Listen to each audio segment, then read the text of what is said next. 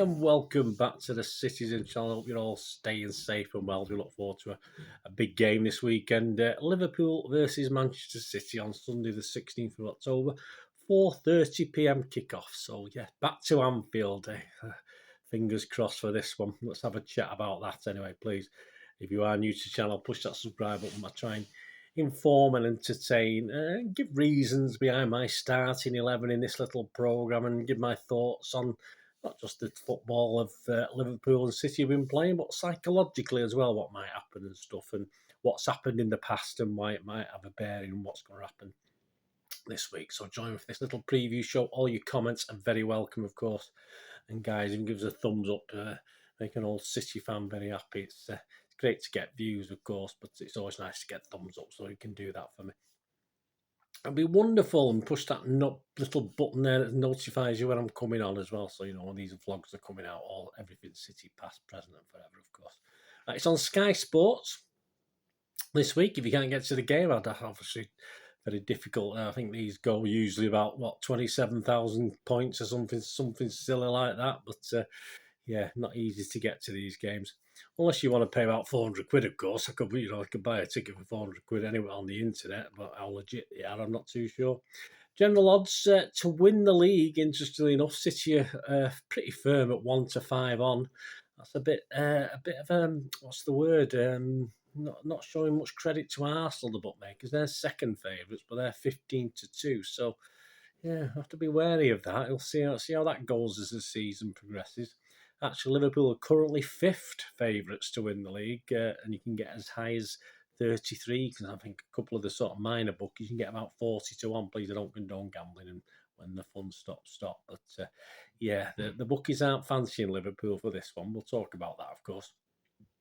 And interesting enough, Klopp is the fourth favourite manager to be the next to go. I mean, he's obviously got a 3 in front of him at the moment, but yeah, he's 22 to 1, fourth favourite to go. So yeah, you certainly wouldn't have thought that a few months ago, or certainly a few games ago even. The match odds themselves, yeah, not generous at all on City, 8 to 11 on, which is okay, but I say it's... you're perhaps a high-flying Liverpool, you're probably talking nearer evens, aren't you? Liverpool are 10 to 3, and the draw is 16 to 5. Last season, well, we have played them a couple of times recently, haven't we? It's at neutral grounds. We played them at Wembley in the FA Cup and give them that, didn't we? Probably. And of course, we played them at the old King, I was going to say the Walker Stadium, then the old King Power Stadium at Leicester in the Community Shield. And yeah, well, probably give them that, only on the basis he probably looked a lot livelier than we did on the day. So we have played them twice, but the last time we played them at Anfield was the 3rd of October 2021. It was match day 7, yes, a 2-2 draw. We're quite confident after going there and winning 4-1 the previous season, of course, which was a rare achievement in itself. Well, that was a crowdless Anfield, wasn't it? We've got to start beating them when there's fans in the ground. That's just to humiliate them. We've got to do that. We've done it with Arsenal. That used to be a bogey ground. We've done it with United. That used to be a bogey ground. It's about time we started doing it a little bit more regular at Anfield. We'll look at the stats in a minute. Not great. The team that day: Ederson, Walker, Diaz, Laporte, Cancelo, Rodrick, Bernardo, KDB, Foden, Grealish, and Jesus. Yeah, so you've probably got 7 or 8 of those possibles for this week. And despite us dominating, I'll just have a look at my excerpts from my match report last season. Despite us dominating, we went in at half-time just 0-0, really. We should have at least been a goal or two up at that stage. And then it all turned round a little bit in the second half. Liverpool played a lot better. 59 minutes, Salah pass to Mane, who opens the scoring for them. 69 minutes, it's 1-1 as Foden finishes well from a Jesus assist. 73 minutes, Milner should be off and Liverpool down to 10 men, but referee Turney doesn't do his job. 76 minutes, a solo wonder goal, and that's what it was by Salah, gives Liverpool the lead. And 82 minutes, yeah, a little bit of fortune with City's equaliser. But the shot took a deflection from KDB to beat Alisson, but thoroughly deserved.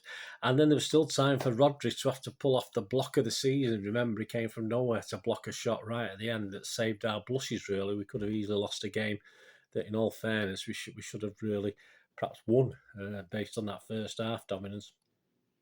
And I did say the record at Anfield, and the record at Liverpool is pretty poor. We've played them 86 times.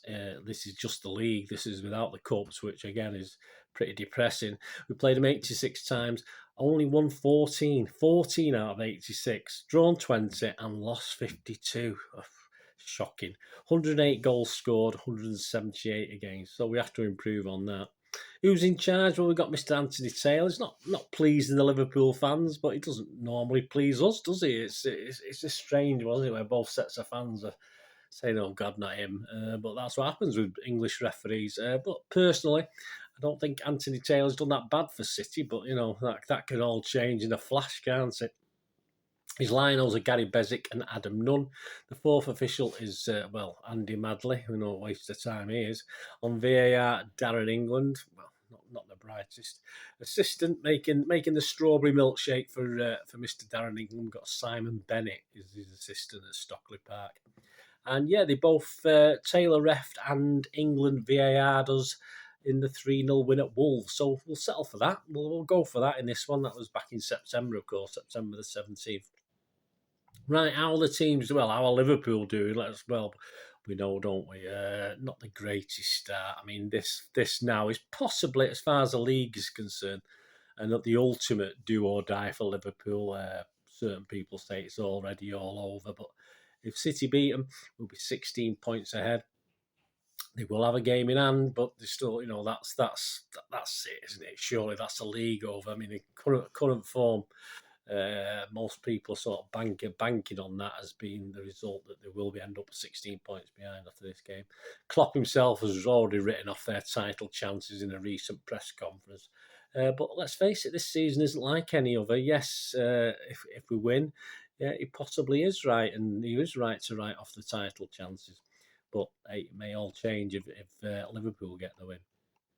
So they sit 10th with just two wins from their 8 games, and that's the problem. So far, Klopp has been under pressure. You can see from the bookies, even though he's still 4th favourite to be sacked, it's something you wouldn't have thought of until very, very recently. And you've got Hasenhüttl, Rodgers and Gerrard in front of him, but it doesn't say too much, does it? And Jurgen Klopp claims his side must defend the SHIT out of everybody in order to find their top form. Interesting when you talk form, of course, he did have some joy against Rangers at Anfield in the Champions League, a win, of course, there. And then they reverted to type, didn't they, in the inconsistency with a 3-2 loss at Arsenal, who took a very early lead. And Liverpool did well to get back a couple of times, but they just didn't manage to hang on to anything, did they? They sort of didn't see the game out for a point or go on and score another goal. And ultimately, they lost the game at the Emirates. So the pressure is on Liverpool. We will see a victory over second place City.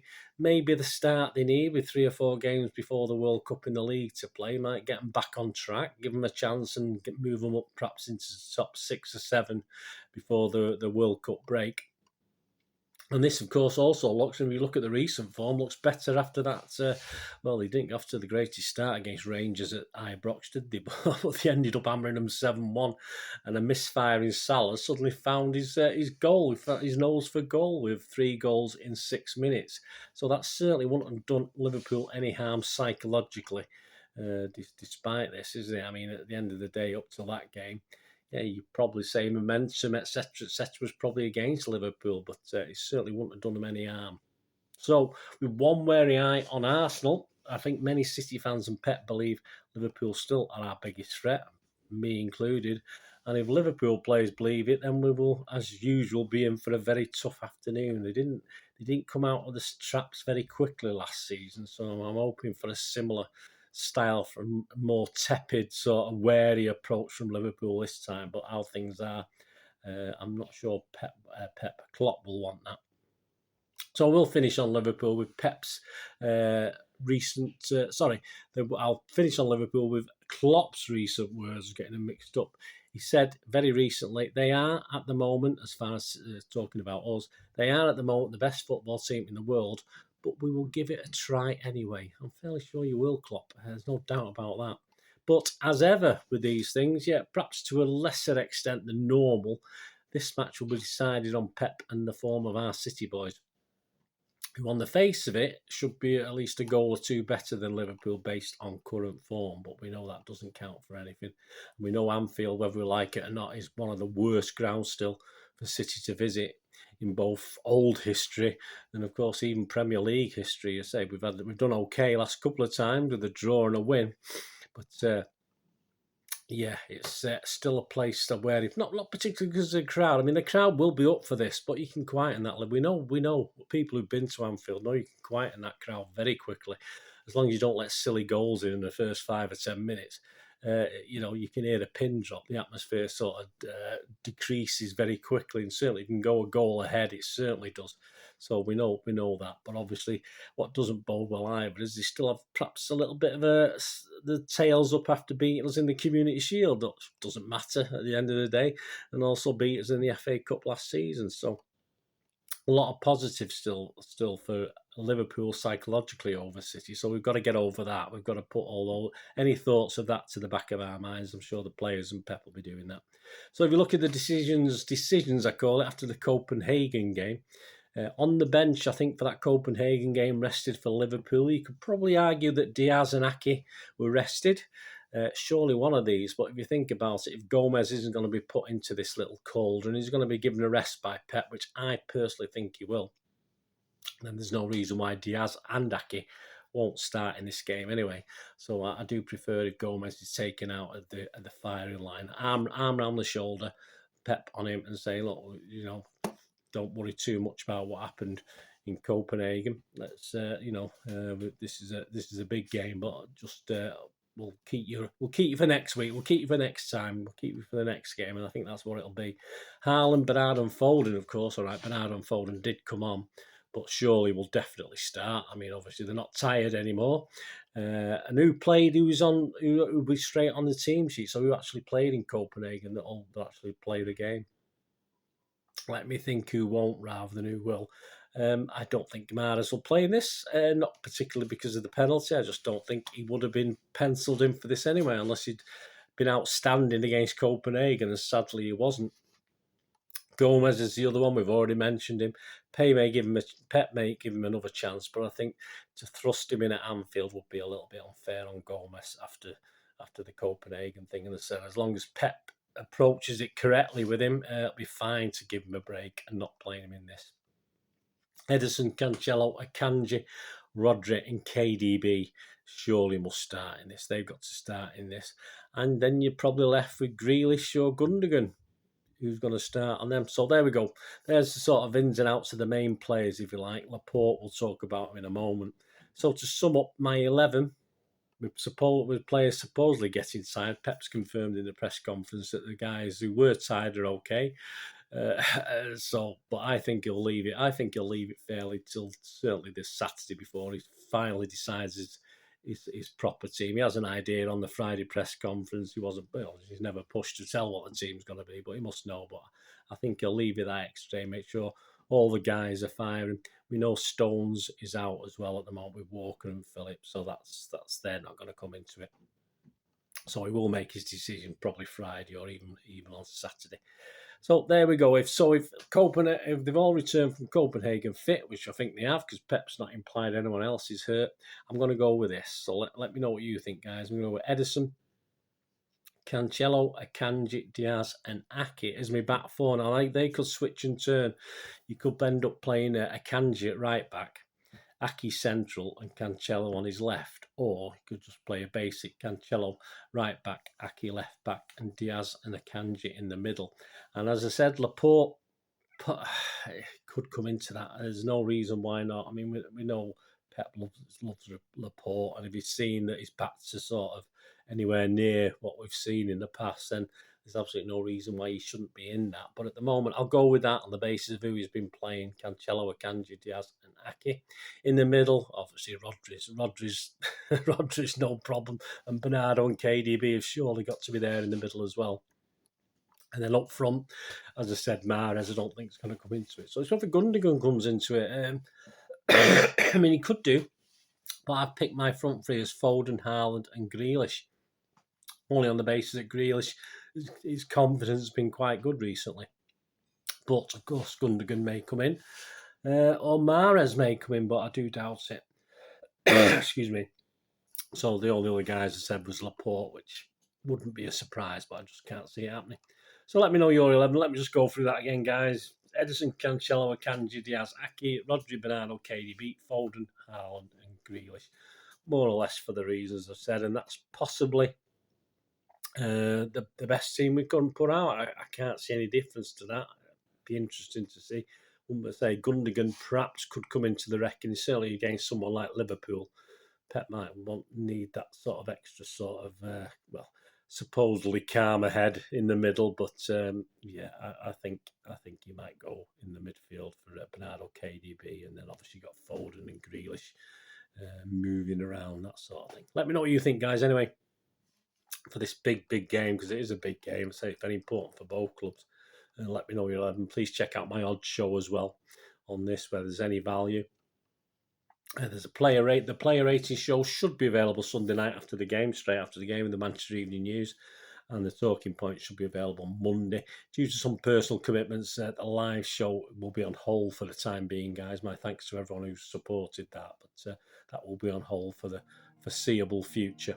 But I just want to thank everyone for joining me on that. I hope you enjoyed it, and hopefully I can bring it back very, very soon. But I will see you all very soon with either the odds show or the talking points or the player ratings on Sunday night. And let's keep our fingers crossed that we start laying that Anfield hoodoo. I think we need to, that's for sure. Thanks for watching, guys. Please, until we meet again, that's one thing, don't I? Stay safe, Blues. Come on, City. Bye for now.